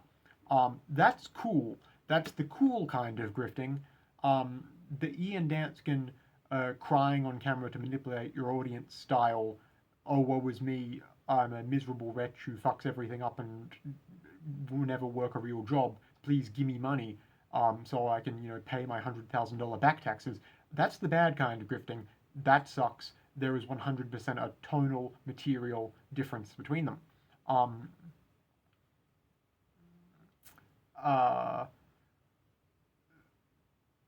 Furthermore, you say, and this would be cool if you sold yourself as surface level, but you don't. You sell yourself as someone who cares about stuff. That's why you say you're an anarchist activist at the start of your videos. First of all, I've always thought myself in my YouTube videos as surface level. I don't do serious research here because, as I alluded to earlier in the stream, I wouldn't do real research on YouTube because my job is real research and I don't want to have to do my job while I'm, doing my at-home hobby. Um, Furthermore, you say that's why you say you're an anarchist activist at the start of your videos. I don't say I'm an anarchist activist at the start of all my videos. If I'm doing a video on a particular political or social topic, I'll probably say I'm a long-time progressive community organizer and activist. But at the start of all my other videos, which are most of them, I say, hello there, my name's Card, and here on my YouTube page, I like to make videos about all sorts of different things I'm interested about. That's what I say on a apolitical video, so you're also wrong there. Um, uh, and if I was being super lib, the fact that you characterize me as sucking Billy Mitchell off, if I was being super lib, I'd say actually you're homophobic for using sucking someone off as an insult. So I win on lib points also. The next paragraph of this comment, the things I won't respond to, it says, this video feels like the exact same thing. There's no unique analysis here. Just, hello, my irony-loving audience. Hey, did you know that hating internet personalities is actually based, my fellow Kekarino Redditors? Heh heh heh heh heh. There's no unique commentary. It's just, hey, forum users, you guys have the right take. Never question yourself. Smiley face. It's very surface level and doesn't actually address anything unique. And the Pirate Software hate fandom does have unique things to be said about it. Well, once again, the first half of this paragraph is also wrong. I do not do any video, including that most recent one, for the benefit of the image board hangers-on who like to just make the most unoriginal jokes possible in my comment section every day. I do not do that for them. The closest thing to being correct here is the fact that you say in this paragraph that what I do is surface level and it doesn't address anything unique. That is correct. I do not do anything, I did not do anything particularly special or unique or hard work in that video, even by my own. I'm not doing real research standards because yes, that Pirate Software video, while I stand by it 100%, was just cheap heat filler content. That's the closest you've come to being correct.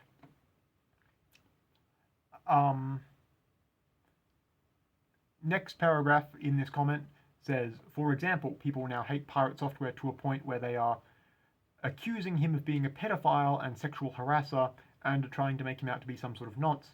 Do you have anything unique to say about that? Or is it just the same, this guy is smug and evil stuff I could have seen in 1,000 other videos?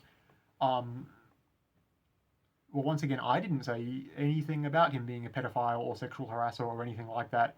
In fact, like I just said, I explicitly didn't make one iota of mention of the fact that he, I think, is some sort of gay, and or anything like that. I never said anything about I don't know the Pirate Software law if he's got credible allegations or whatnot. Didn't say anything like that. So no, I don't have anything to say about that. If I did, I would have said it, but I'm not going to say it because I don't want to and don't have them. So, like, what are you complaining about there? You're saying if you had said this, it would have been bad, but I didn't say it. So, what's your point? The final paragraph is just one line. It says, "Just my thoughts. I wish you the best on your continued existence, and I hope you take this to heart and not as an insult." Accusing someone of being bad faith is usually a cop-out, but I know you're bad faith because when I in my break when I saw this long comment and thought, oh, I'm going to respond to that when I go back after the intermission, I immediately searched a bunch of people's discords I'm discreetly in, and I saw you planning to write this and workshopping it and saying, oh, I'll pretend to be a long-time fan, and I know you're not actually. I checked before I started addressing this on stream even, so there. Don't like try this. Don't like do this to me or to anyone. Don't try and like fuck with people by pretending to be good faith. Even if I didn't know conclusively, even if I didn't see this getting planned out when I went to fact check in the intermission, I probably could have sussed out that this is actually disingenuous, um, uh, just from like the fact it's here, like the tone. Don't do this to anyone. Everyone can tell. I see all my comments, and I spot disingenuity at a mile's pace. Um, mm, I hope you enjoyed the response you got there. Um, mm, I hope you continue to continue being a fan of the card posting show. Also, thank you. Um, uh, that's about it. I think I will wrap this up here. How long did I go for? About an hour 45, excluding the intermission. That's all right. I think that might be the longest live stream I've done, not counting that one I did that looks like it's 3 hours, but that's because there's 2 hours of year-old interview in there. So yeah, in conclusion, thank you for watching, thank you for listening, thank you for your continued subscription to me and interest in what I have to say. Oh, there's one other thing. There is one other thing I want to do. I want to talk about. When I was planning, around the time I was planning to do the count to 2 million thing, the reason I wanted to get into this is because I've been really interested in like performance art and trying to come up with a good idea for a piece of performance art recently. And so I've been looking up like performance art pieces and trying to think what's something like really groundbreakingly original and a good idea I could do.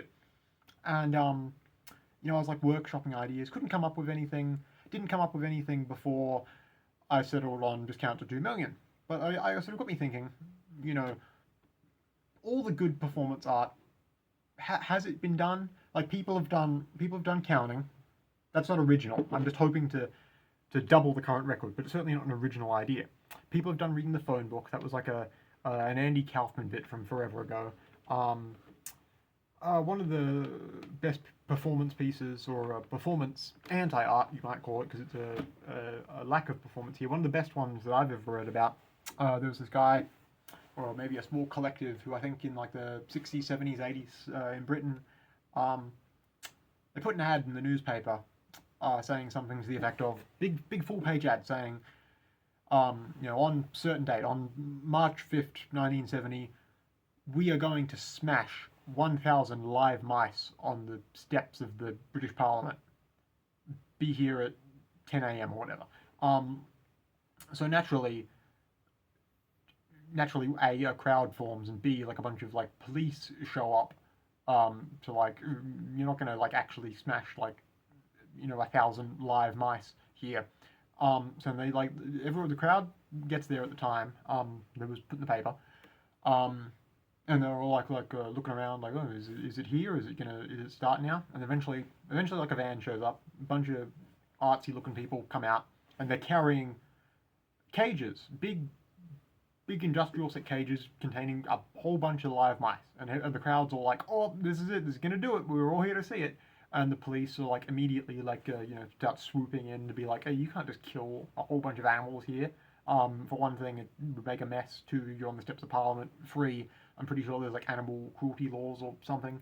And then the artsy type people, they put their cages down and they pull out a soapbox and a megaphone, and he says, we gathered you here today to make a point, and that point is, they can already hear the crowd like booing and hissing that they're going to kill all these mice, which it looks like they're going to do for real, and the head of this art group, pulls out the microphone, pulls out the bullhorn or whatever, and says, we're here to make a point. Like, you think it's bad that we're going to kill all these mice, and you're right, it is, and we're not going to do it. But we can hear that you're all mad about us killing mice. But but then he goes on and he says, did you know that in British pet shops, over 1,000 live mice are sold as like snake food every day? It's like, don't you think that's like fucked up? It's like, there's like, it would be illegal. It would be against animal cruelty laws for us to just kill all these mice here. But don't you think it's bad that you can just buy mice for killing live, and like once the pet store sells you the mouse, there's no like legal requirement that they like know like what you're doing with it. Like you're like allowed to go to the pet store and buy live mice as food and just kill them if you want. Kill them for fun, like squish them with bricks if you want. Don't you think that's like fucked up? It's like we've gathered you here today to make a point that this is would be really fucked up if we squashed a whole bunch of mice. But this many mice is being taken without any pet shop regulation every day in this country. So what we're here today is we're going to pass around a petition for Parliament that we're here in front of to say, can you like ban the sale of live mice as food in pet stores? Something like that, just to make sure basically introduce some sort of ethical minimum standard for live food sales in the UK, or like have them like killed humanely and frozen or something before they go to shops. And as I recall, this was like successful, and this project basically it did successfully get everyone's attention, and it was like um that was like the basis of like the late 20th century reforms to British animal welfare standards, was this art installation. And I thought that's always cool, but that's unoriginal. You can't do that again, because someone's already done that, and what would you even be doing that in service of? But it got me thinking, what is the coolest like public art or performance art or anything like that that has been done in the 21st century? And I had a good long think about it. I read a bunch of stuff online, read a bunch of books about contemporary art, asked all my artsy friends what they thought, and we actually came to we all eventually independently settled on the same thing. It's an answer you might think of, and it's an answer that is fairly well known on the internet. And it seems like kind of a basic bitch answer at first, but we will all passionately defend the best public art installation of the 21st century might be the Shia LaBeouf "He Will Not Divide Us" thing. And we had a good long conversation, one of those good late night outside patio furniture in the dark conversations. And we got to thinking, very lib move to pull it off. It's a very lib move of Shia LaBeouf. It's very performative. It's very virtue signal isn't the exact right word, but it's very do nothing. Like a dumb famous person's idea of political activism. So it's not good politics, but it's really good art. The fact that he would just like go, so if people don't know what this is, Shia LaBeouf, the actor, quit acting at some point, and after the either during or after the 2016 US election, he basically put up a camera in some like random street outside an art gallery, and he would go to this camera every day and just chant, "He," meaning Trump, "will not divide us," and and we think that alone, the fact that he's doing that, he's not cognizant, it's not intentional why that's good art, for one thing, but like that already just out of the gate is good. But the thing about that sort of performance is that like once he was doing it, like other libs started joining in, for one thing, and like there would be like 24/7 like round the clock vigils of chanting "He will not divide us" into this camera that was set up, and it also had like a live stream, 24/7 live stream you go to watch. But the great thing about that as a project, you can't fuck with it and you can't subvert it, because what obviously immediately started happening is like trolls and chuds and Sam Hyde and a whole heap of other people, other broadly speaking reactionaries would like go to it to like fuck with it and play chud music and stuff like that. That's not subverting the artwork. If anything, they're like becoming part of it. It's great. It is the thing. The thing that makes it specifically good is the fact that you've essentially made like an interactive place to basically just have political arguments on the street that is live streamed. And I believe it was what I admire is I believe even after people started fucking with his art installation, Shia LaBeouf didn't take it down. He was reticent to do that. what eventually got it taken down after I think maybe a month or so was someone like pulled a gun or something, because it's America where they all have guns, and someone like flashed a gun at the camera and then it's like, oh, okay, we got to pack this up, it's starting to get dangerous. But that is great art, and what I think is great about that is the interactive element of it, the interactability of it, and the day after I started doing my counting, not the day I would have uploaded the first counting video, but the day after I first started doing, 1, 2, 3, etc., I had a really great idea. I've had a really great original idea for something of a public art piece. If I had had this idea, I'm not going to reveal all the details just yet. I'm still going to work on it. Setting it up will be simple. Keeping it going for as long as I intend to will take some effort. So I'll reveal details when I get to it. If I believe this is a great idea, and it's original, it's going to be easy to do, it's scalable, it's interactive. If I had thought of this idea before I started counting, I wouldn't do the counting. I would focus solely on this for the time being. I wouldn't do the counting at all. But since I've started the counting, I'll keep going with that and maybe do this parallel. And then once I get to 2 million, maybe hopefully at some point, I will then focus solely on this new idea for the time being as my like major art thing to focus on. It is interactive. I'll be able to set it up and run it and keep it going, but it will be decentralized and it won't necessarily need me to keep it going in perpetuity. It also can't really be subverted in any way. It can't be like fucked with, it can't be shut down. And it's also interactive in a specific way that it will be very accessible. But every person, literally every person, including me, including you, including every person currently alive or who has ever been alive or whoever will be born, will be able to interact with this art piece once. And I think that's a great idea.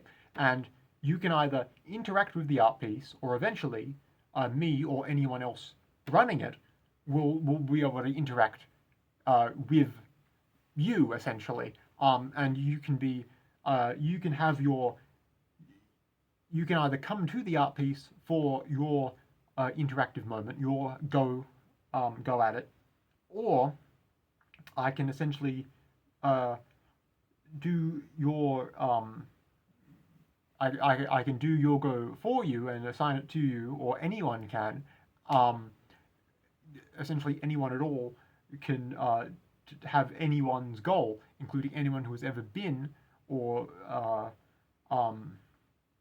you could hypothesize to have been ever existent.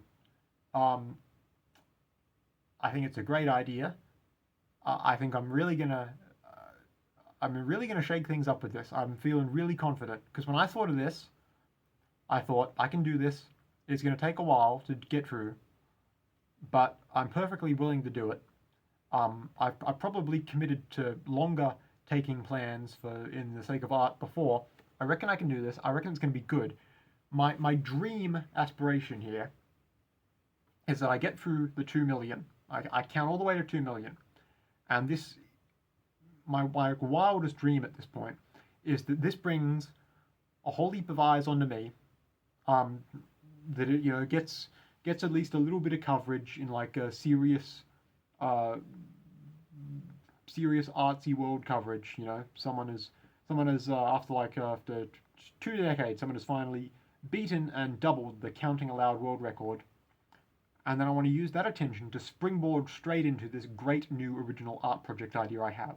And around about that same time, I might also have some other artsy stuff going, like like I mentioned right at the start that I have that I've been keeping learning games. This is going long. I don't want to take too long to get into it, but I mentioned that I'm learning games, and I mentioned that I wouldn't bring it up much publicly until it's ready to reveal, but I am keeping on learning that. I'm doing casual I want to focus on casual games. Essentially, I've got something working. Um, I think there's not enough like 2D simple casual games anymore, and because I'm a lefty, I will tell you this is because of capitalism.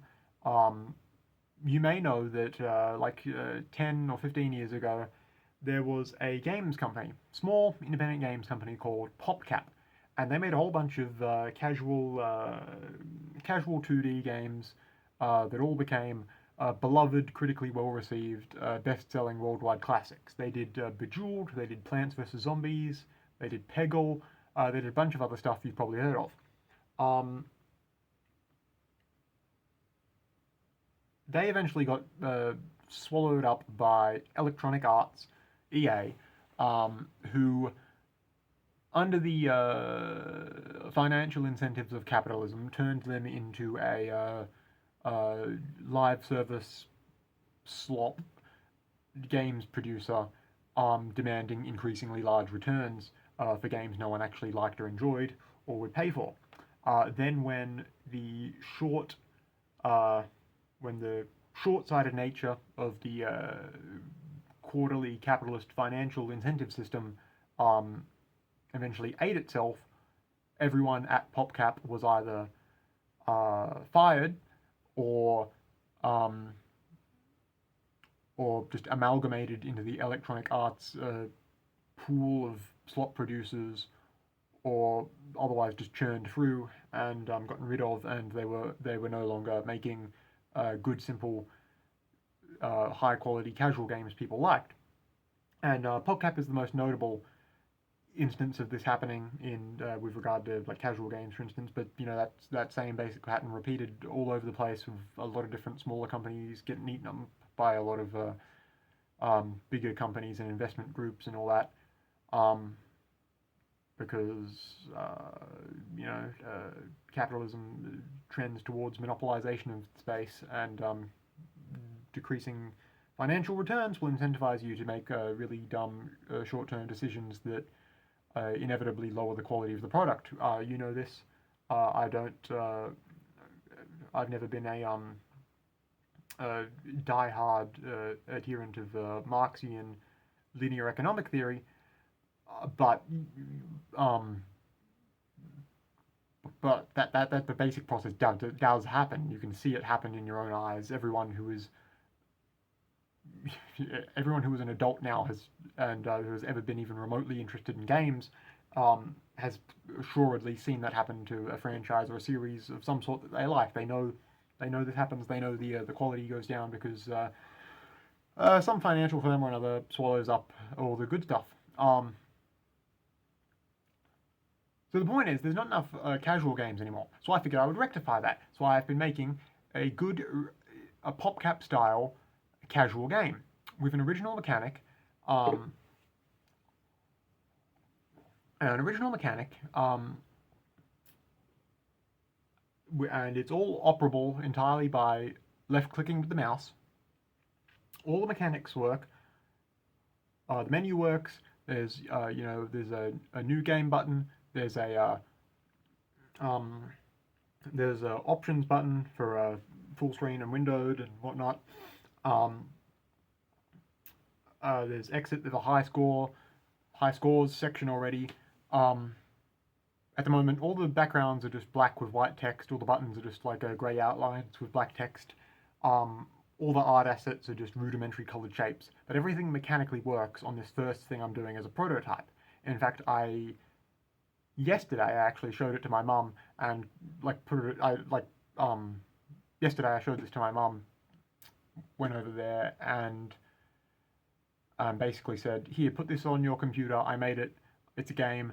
You tell me. I'm not going to tell you anything else. Just can you intuit how this works? Is everything making sense? And she said, oh, that's pretty cool. She always liked Bejeweled and Peggle and like the match-free type stuff and the PopCap stuff. So she liked it, and that's good quality assurance in my book.